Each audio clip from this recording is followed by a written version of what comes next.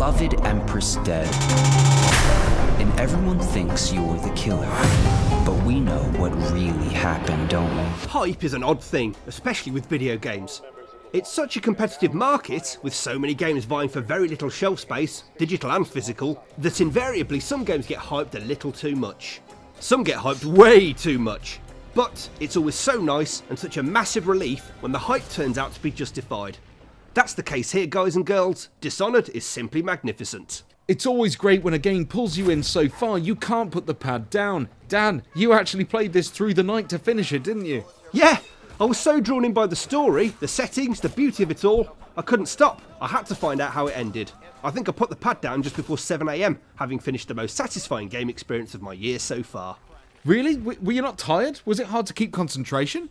Not really. I was pumped from finishing the game and wanted to get it all down on paper. And do you find that the older you get, the more you like the taste of mustard? Well, that answers that question then. Tasty! You play Corvo Attano, bodyguard to the Empress of Dunwall, a city based on Victorian London but with much more advanced technology. The city has become overrun with rats and plague, and people at every turn are trying to protect themselves against the plague. Huge chunks of the city have been quarantined, and strict guards roam the streets enforcing an even stricter curfew. Once you're playing, the pace doesn't dwindle for one moment. And very, very early on in the game, the Empress is killed and you're found at the scene of the murder. The plot doesn't let up as you fast forward 6 months and you're in prison for a crime you didn't commit. But you have a friend on the outside and you have to break out and meet up with your long distance rescuers. This is where the game becomes a revenge mission, and they're always fun. But it's not just a straightforward go get the baddie playthrough. You see, the really clever part of Dishonored is that you can choose how you play it. If you want to run through it, guns blazing and kill everything in sight, go for it. The game won't stop you. You'll just get a darker ending. But you can also be stealthy, hide in the shadows, knocking people out instead of killing them, and in fact, the stealth in this game is so well designed that it's possible to get from beginning to end without anybody, bar the principal characters, ever seeing you. It has elements of Bioshock, but also Hitman, except you're not punished if you're discovered. You simply have to adapt and find a different way to tackle that area. On top of your standard sword and gun/crossbow weapons, you've also been afforded some special supernatural skills for your quest by the Outsider, a mysterious figure who's neither good nor evil. You meet him near the start of the game, and he imbues you with abilities such as Blink, which allows you to teleport short distances unseen, Dark Vision, which lets you see enemies and important items through walls so you can better plan your strategies, and Shadow Kill, which, once equipped, turns your enemies' bodies to dust so they can't give you away. There's a whole load of these skills, and the ones you pick will change the way you play too. Spend your runes wisely. One of the noticeable things about Dishonored is how immersive it is, and this, Dan, is probably why you couldn't rip the pad out of your own hands. It never stops. There are no cutscenes to speak of, and no QuickTime events. It's just one long, beautiful streaming adventure.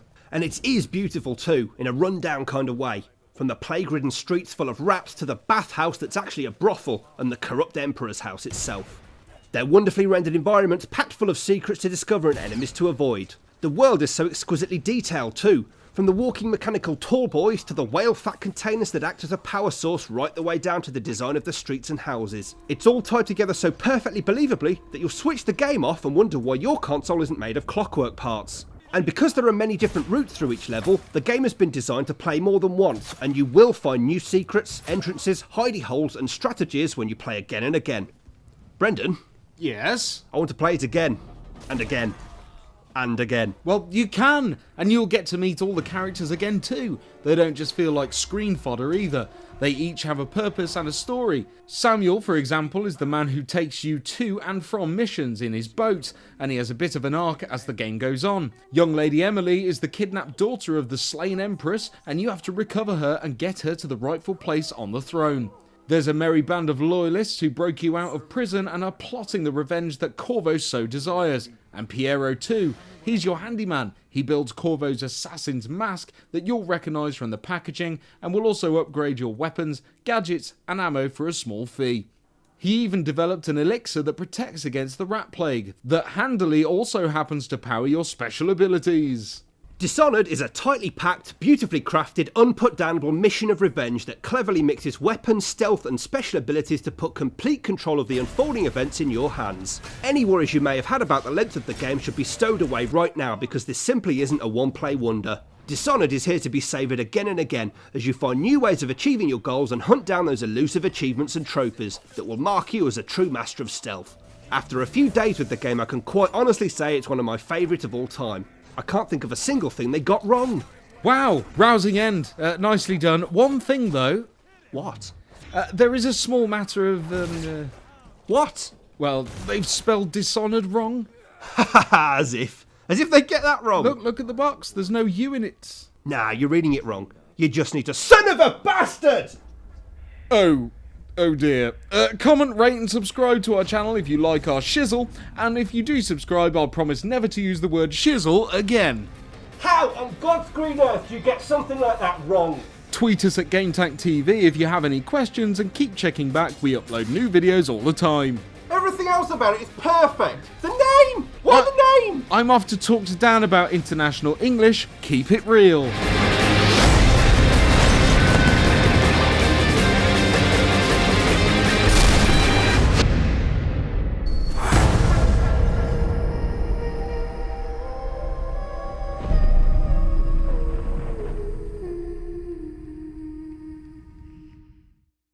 Stay tuned at www.gametank.tv, or else, you jive turkeys.